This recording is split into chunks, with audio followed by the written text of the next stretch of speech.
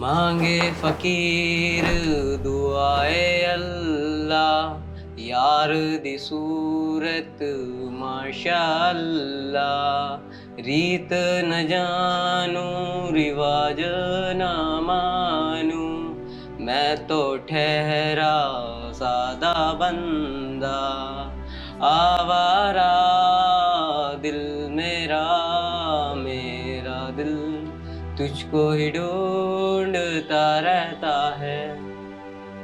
ये आबिद है। आबिद 14 साल का है और बड़े होकर सिंगर बनना चाहता है।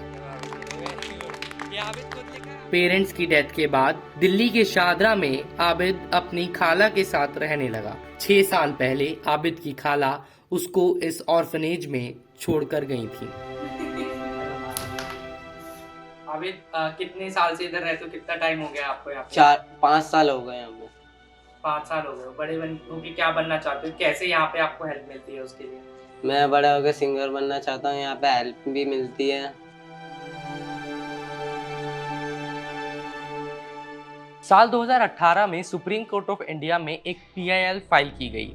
पौलमी पावनी Shukla versus union of India के केस में सुप्रीम कोर्ट से इस बात पे मांग की गई कि देश के राइट टू एजुकेशन एक्ट के अंदर कोटा एड्रेस करना चाहिए ऑर्फन बच्चों के लिए। मैं आपको बताऊं, सेक्शन 2 क्लॉज D जो राइट टू एजुकेशन एक्ट का है, उसके अंदर डिसएडवांटेज ग्रुप ऑफ चिल्ड्रन की बात की गई है, यानी कि वो बच्चे जो सोशली थोड़ा सा डिसएडवांटेज में हैं। उनके अंदर कौन से बच्चों का जिक्र आता है? जो SC ST कम्युनिटी से आते हैं, EWS कम्युनिटी से आते हैं। लेकिन इस ग्रुप के अंदर ऑर्फन बच्चों का जिक्र नहीं है, जिसके चलते जो कोटा असाइन किया गया है बच्चों के लिए, खासतौर पर प्राइवेट स्कूल्स के अंदर 25% इनका कोटा है, रिजर्वेशन है, उसके अंदर ऑर्फन बच्चों को इंक्लूड अभी नहीं किया गया है। इस PIL के अंदर यही मांग की गई कि जो बच्चे ऑर्फन हैं, यानी कि अनाथ है, जिनके पेरेंट्स अब इस दुनिया में नहीं हैं, उनको एक बेटर एजुकेशन मिल सके, बेहतर लाइफस्टाइल बिल्ड कर सकें। इसके लिए राइट टू एजुकेशन एक्ट के अंदर ऑर्फन्स को इंक्लूड किया जाए।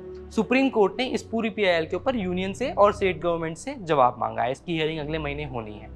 लेकिन उस बीच में हमने अलग अलग ऑर्फनेजेस में जाके एक्सपर्ट से बात करने की कोशिश की और इस चीज़ को समझने की कोशिश की कि देश में जो अभी ऑर्फन्स हैं उनके लिए गवर्नमेंट का जो रवैया है और जो पॉलिसीज़ हैं वो दरअसल कितनी कारगर हैं और ज़मीन पे कितनी आसानी से उनको एग्जीक्यूट किया जा रहा है।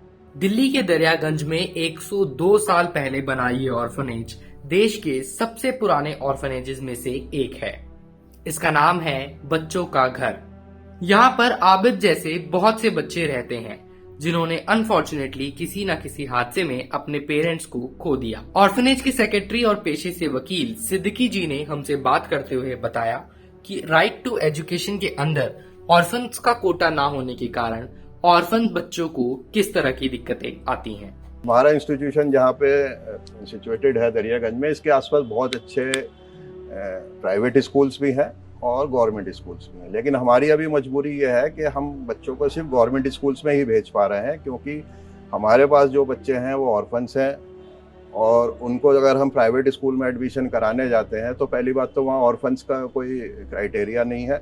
दूसरा, अगर हम उसको EWS कैटेगरी में लाएं तो हमारे पास उन बच्चों के पेरेंट्स का इनकम सर्टिफिकेट कहाँ से लेकर आए, जो बच्चों के पेरेंट्स मर गए उनका डेथ सर्टिफिकेट कहाँ से लेकर आए, अगर उनका कास्ट सर्टिफिकेट लाना हो तो कास्ट सर्टिफिकेट कहाँ से लाए, जो एक रिक्वायरमेंट है उस डिसएडवांटेज ग्रुप में एडमिशन लेने के लिए आज की डेट में।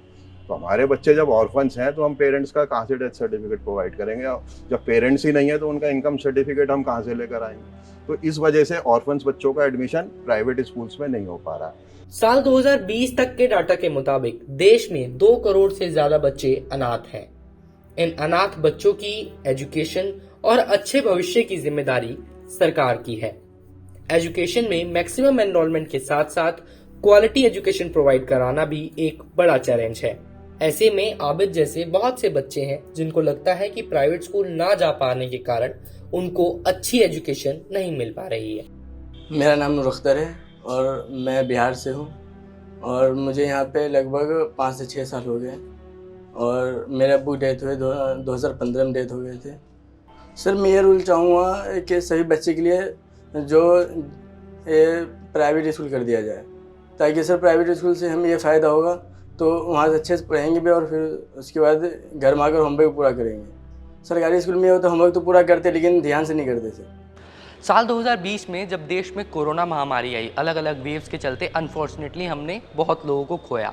इस महामारी में बहुत से बच्चे ऑर्फन भी हो गए जिन्होंने अपने दोनों माँ बाप को खो दिया due to this disease, corona के चलते जिनके माँ बाप की डेथ हुई। इस पूरे इंसिडेंट के बाद, इस पूरी महामारी के बाद पीएम केयर फंड के तहत जो बच्चे कोविड में ऑर्फन हुए थे, कोविड-19 के चलते ऑर्फन हुए थे, उनको गवर्नमेंट ने कुछ स्पेशल एड्स दिए हैं। जैसे जो बच्चा 18 साल का हो जाएगा तो एट द एज ऑफ 18 उसको 10 लाख रुपए का स्टाइफंड दिया जाएगा। स्टाइफंड कह लीजिए या एड अमाउंट कह लीजिए। हर महीने बच्चों को कुछ पर्टिकुलर स्टाइफंड दिया जाता है जो 15 साल के हैं, 14 साल के हैं, 20-25 हज़ार रुपये, 15,000 रुपये, अलग अलग अमाउंट्स हैं। कुछ स्कॉलरशिप्स अनाउंस की गई हैं पर्टिकुलर इंस्टीट्यूशंस में। इस तरह के मल्टीपल एड्स हैं जो कि एक अच्छी बात है। लेकिन इस पूरे प्रोसीजर में, इस पूरी जो प्रोसेस में एक फ्लॉज नज़र आता है। वो फ्लॉज ये है कि जिन बच्चों के पेरेंट्स कोविड में नहीं गए थे, जिन बच्चों की पेरेंट्स की डेथ कोविड के चलते नहीं हुई थी, जो नॉन कोविड ऑर्फन्स हैं, उनके लिए गवर्नमेंट ने कुछ ऐसे स्पेशल प्रोविजंस नहीं किए हैं। इस पूरी पीआईएल के दौरान जो पिटिशनर के एडवोकेट थे प्रशांत भूषण ने बेंच के सामने सीजीआई जस्टिस चंद्रचूड़ साहब के सामने ये बात कही थी कि गवर्नमेंट को किसी भी ऑर्फन बच्चे के बीच में डिफ्रेंशिएट नहीं करना चाहिए, चाहे बच्चे के पेरेंट्स की डेथ कोविड के चलते हुई हो या फिर किसी एक्सीडेंट या किसी अदर रीज़न के कारण। कोविड जब आया, कोविड में आके ये हुआ कि जो ऑर्फन्स हैं जिनके पेरेंट्स मर गए हैं कोविड के दौरान, उनको आरटीई में जो ये सुविधा दी गई है वो उनको दी जाएगी and they will be admitted under the EWS quota और PM cares fund will take care of all their requirement. तो उसके बाद मेरा ये मानना है कि ऑर्फन तो ऑर्फन होता है, चाहे वो प्री कोविड में ऑर्फन हुआ हो या पोस्ट कोविड में ऑर्फन हुआ हो। तो जब आप उन ऑर्फन्स की देखभाल कर रहे हैं जो कोविड में मरे हैं, तो why do you discriminate between दो चिल्ड्रन प्री कोविड और पोस्ट कोविड वालों में? तो मेरा तो ये मानना है कि सभी बच्चों को जो है इरिस्पेक्टिव ऑफ द टाइम के जब वो ऑर्फन कब हुआ, उनको ये इसकी जो है पूरी जो है सुविधा मिलनी चाहिए। इस पूरे मामले पर जब हमने Delhi commission for protection of child rights के कमिश्नर अनुराग कुंदू की प्रतिक्रिया लेने की कोशिश की तो उन्होंने इंटरव्यू देना तो ठीक नहीं समझा, लेकिन उनका मानना था कि आरटीई के अंदर ऑर्फन्स को कोटा दिया गया है। सुप्रीम कोर्ट ने सेंटर और स्टेट गवर्नमेंट से Kota for orphans under RTE को लेकर जवाब मांगा है। इस पीआईएल की हियरिंग अगले महीने होनी है। देखना ये होगा कि ऑर्फन्स के उज्जवल भविष्य के लिए सुप्रीम कोर्ट सेंट्रल गवर्नमेंट को क्या नसीहत देता है। अनूप कुमार और मदन लाल के साथ हर्षित शर्मा, मोजो स्टोरी।